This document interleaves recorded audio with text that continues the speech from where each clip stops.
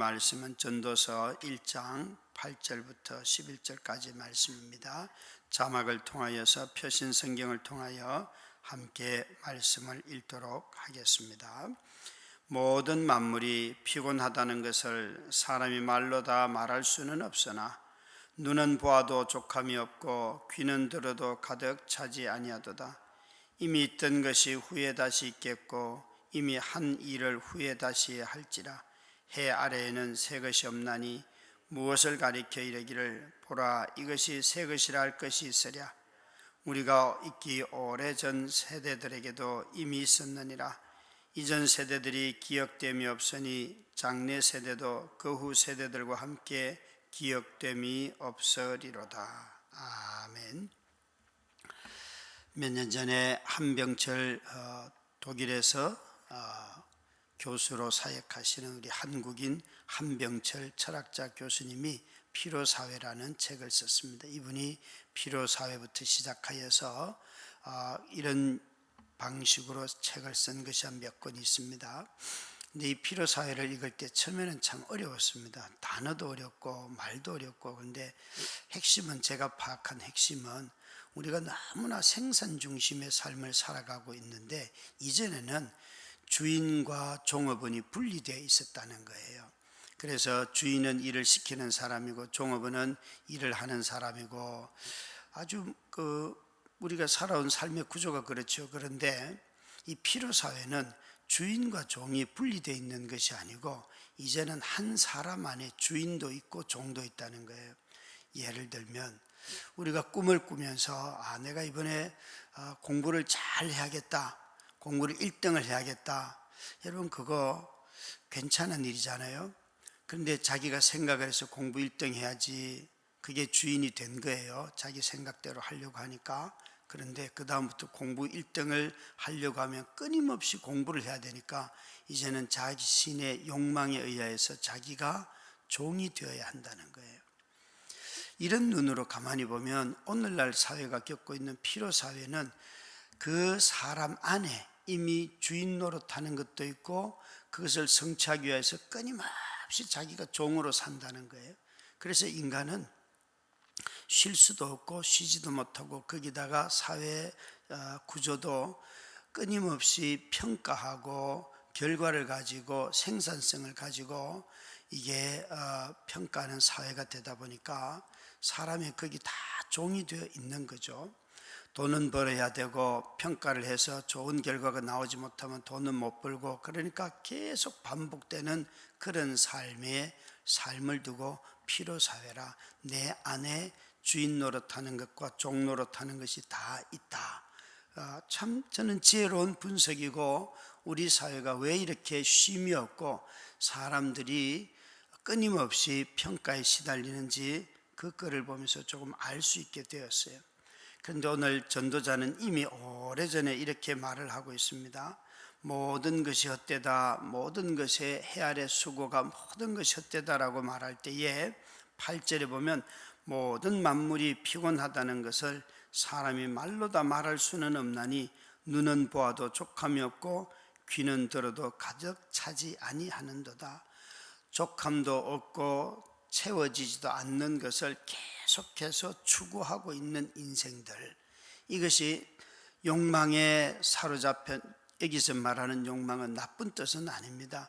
우리가 노동을 하고 누군가 말을 듣고 하는 것은 다 교제하고 좋은 거죠.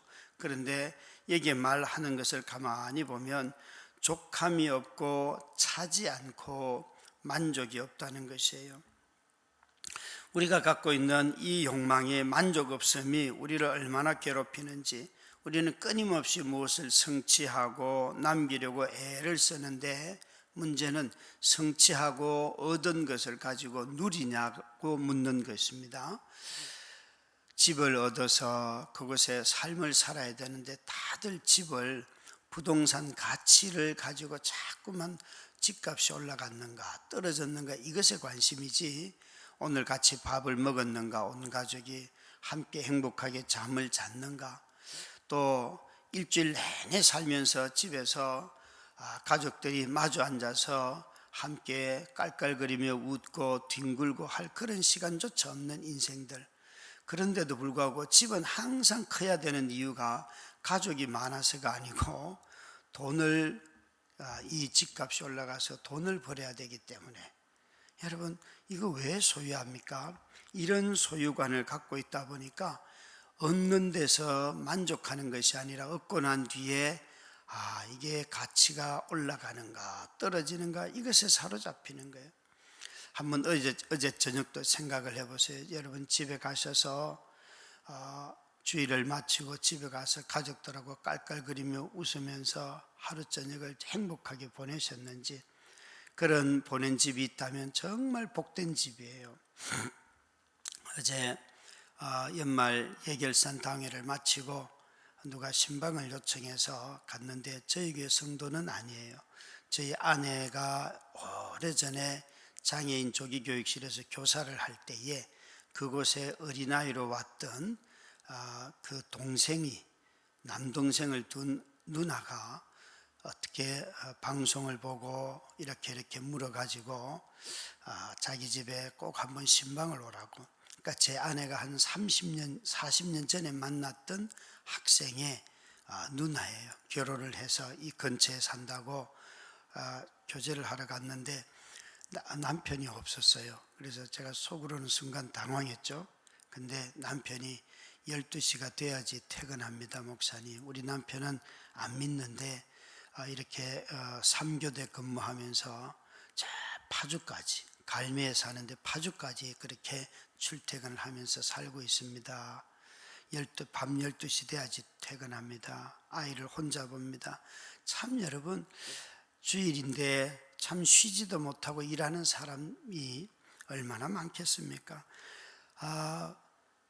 여러분이 한번 이런 눈으로 인생을 가만히 보면 우리 모두가 다 헛된다고 여기 전도자가 말하는 것은 수고를 끊임없이 반복하는 것, 그런데 그 수고를 결과를 얻어서 누리지도 못하고 또 그 일을 계속해야 하는 것을 말하고 있어요. 그래서 이렇게 인간의 모든 수고만이 아니라 모든 만물이 그런 방식으로 살아간다는 거죠. 우리는 욕망을 가진 것은 선한 거죠. 욕망 자체가 나쁜 것이 아니에요. 여기서 욕망이 추구하는 것이 만족 없는 삶이 우리 인생을 허무하게 한다는 거예요. 최근에 제가 제 당뇨를 다스리기 위해서 고치려고 한의원을 가고 있는데 그 원장님이 저는 하신 말씀을 기억을 해요. 자신이 인생을 바꾼 한마디가 있는데 그것은 지체장애를 가지고 있는 팔이 몸에 붙어있는, 굽어있는 한 자매를 자신이 고쳤어요, 침으로. 그래서 이 자매가 이제 다른 데도 고치려고 침을 놓자고 하니까 그 자매가 한 말이, 원장님, 저는 하나님께 이 팔만 펴지도록 해달라고 딱 한 가지 기도했습니다. 이제 제 소원을 들어주셨기 때문에 더 이상 저를 치료하지 않아도 됩니다. 저의 친구 또 다른 이런 장애가 있는 언니가 있는데 그 언니 한의사쌤이 고쳐주시면 안 돼요. 이 한의사쌤이 충격을 먹은 거예요. 자신은 지금까지 어떤 환자든지 간에 하나를 고치면 둘을 고치고 자기를 다 고치려고 애를 쓰지, 자기 하나 이제 고쳤기 때문에 이건 만족하고 더 이상 저는 안 고쳐도 되고 다른 사람을 고쳐주시겠어요? 라고 하는 그 말을 들으면서 인생을 보는 눈이 바뀌었다는 거예요. 여러분, 어떻게 이런 만족을 누릴 수 있을까요? 자신이 여전히 장애가 있어요. 그런데도 자신이 원하는 팔 하나 펴졌다고 더 이상 저는 안 고쳐도 됩니다. 여러분, 우리 인생이 이렇게 살 수 있을까요? 아이가 공부를 조금만 잘하면 더 잘하기를 바라고, 정말 지금 대학 간 것도 기쁜데 또 이 아이가 대학을 졸업하고 또 더 좋은 데 가고 싶어 하고, 이런 마음들이 우리 삶에 정말 많잖아요. 하버드 대학을 나와서 법학을 공부하고는 그냥 나는 법은 안 하고 등산가가 되겠습니다, 이렇게 말하면 여러분의 자녀들이 너 인생 네가 원하는 것 택해서 잘 산다 이렇게 말씀하시겠어요? 인생을 허비한다고 말하겠어요? 한국 사람들은 너무나 법이나 의사 되는 것이 삶의 목표인 사람들이 너무 많아요. 자기 인생을 사는 것이 가장 복된 거죠.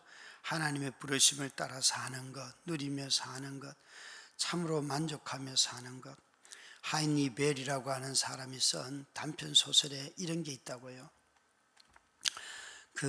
어느 날 바닷가에서 낚시를 하는 그런 낚시공이 있었어요.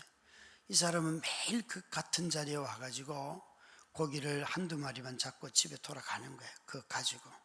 너무 고기가 잘 잡히는데 나머지 잡은 거는 다 바다에 던져요. 그래서 옆에서 지켜보던 사람이 당신은 바보가 아니냐고. 아니 이 자리가 이렇게 고기가 잘 잡히는데 왜 고기를 안 잡고 집에 가냐고. 그러니까 그러냐고. 그래 고기를 잡아 뭐 하겠냐고. 그러니까 고기를 많이 잡아서 당신이 배를 하나 사라고. 그래서 배를 사서 고기를 더 많이 잡으면 뭘 할 거냐고. 그러니까 그러면 생선 공장을 만들라고. 그럼 생선 공장을 만들어서 뭐 하시냐고 그랬더니만, 아니 그러면 생선 공장을 돌리고 당신은 여기 바닷가에 와서 또 낚시질 하면서 다른 사람 일 시키고 당신은 여기 와서 고기 잡으면 되지 않냐고. 아니 지금 당신 무슨 소리 하고 있습니까? 내가 지금 여기서 고기를 잡고 있잖아요. 하이니 벨이 하는 말은, 우리 사회는 정말 자기 자신의 노동을 통하여서 자기의 잉여 가치는 자기가 취하고 다른 사람을 끊임없이 노동을 시키면서 이 노동의 소외, 그러니까 일하는 사람들은 쉼도 없이 계속해서 생산을 높이기 위해서 일을 시키고, 일을 시킨 사람은 누군가 대신 일하기 때문에 자기는 가서 휴가를 즐기고 또 다른 고기를 잡으면서 놀고 있다는 거예요. 이게 바로 노동의 목표가 되니까 착취가 되는 거예요.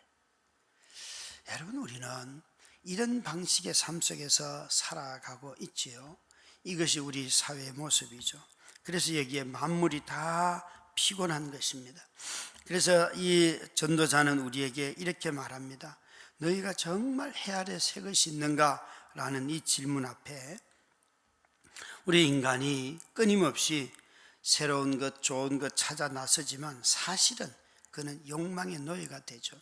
디모데후서 3장에 보면 말세가 되면 나타나는 정상이 세상이 악하다, 성경은 그렇게 말하지 않고 너희들 중에 교회 안에 하나님보다 돈을 더 사랑하며 돈보다는 쾌락을 더 사랑하며, 여러분 끝에는 돈 사랑도 아니에요. 쾌락 사랑, 자기 욕망을 사랑하는 거예요. 쾌락을 사랑하는, 욕망을 사랑하는 거. 우리 모두가 다 타락하면 타락한 정상을 세상의 죄로부터, 세상 믿지 않는 사람들이 범하는 그 죄를 가지고 세상이 타락했다, 말세가 됐다, 그걸 찾을 것이 아니라 바울 사도는 종말이 되면 교회 안에, 성도들 안에 돈을 사랑하고 하나님보다 돈을 더 사랑하고 돈보다도 자기 욕망을 더 사랑하는 사람들이 가득하다는 거예요. 여러분, 오늘 한국교회를 보면서 욕망의 노예가 된 성도들이 얼마나 많습니까? 하나님의 이름으로 부동산 투기하고 재산 불려가고, 그래서 막 집을 여러 채를 갖고, 여러분 부동산 업을 하시는 이유가 정말 어떤 가족들에게 좋은 가정을, 집을 소개하기 위함이신지요? 누군가는 좋은 집을 소개하는 것은 중요합니다. 그런데 우리는 그것 가지고 돈을 버는 수단으로만 생각을 하게 되지요.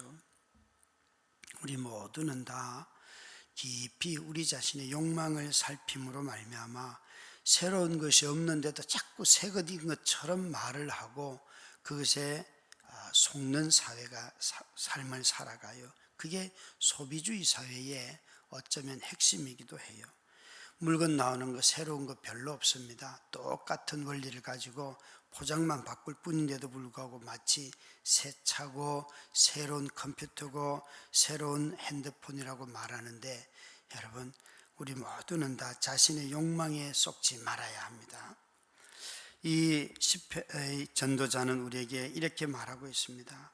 우리의 만족은 우리 자신들의 충만은 어디로부터 오는가? 하나님으로부터 옵니다. 욕망이 하나님을 만나지 아니하고는 이 욕망은 만족하지 못합니다.